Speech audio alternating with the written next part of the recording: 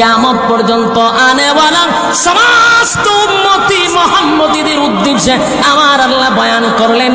যুবকেরা শুন, যে আল্লাহ পৃথিবী বানাইল, যে আল্লাহ দুনিয়া বানাইল, পরকাল বানাইল, যে যেটার মালিক, সেই মালিকে বলতেছে দুনিয়া কোনো শান্তির জায়গা নয়, দুনিয়া চিরস্থায়ী নয়, দুনিয়ার নিয়ামত কোনো নিয়ামত নয়, এর থেকে কোটি গুণ নিয়ামত আমি আল্লাহ তোর জন্য পরকালে রাখছি।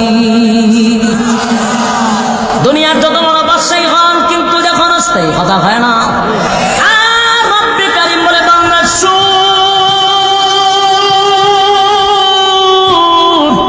কোন রকম একটা জান্নাতি যদি জান্নাতে যায় রে, আমি আল্লাহ তার একটা রাজত্ব দিব।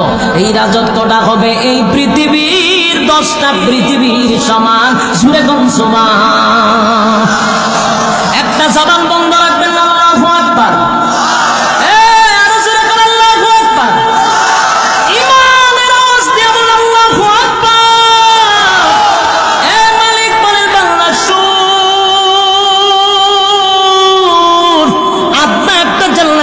জান্নাতে যায়, একটা দুইটা নয়, এই পৃথিবীর 10টা পৃথিবীর সমান আমি আল্লাহ রাজত্ব দিব গো। আর এমন রাজত্ব দিব, সেই রাজত্ব পাওয়ার পরে আর কোনোদিন রাজত্ব যাবে না।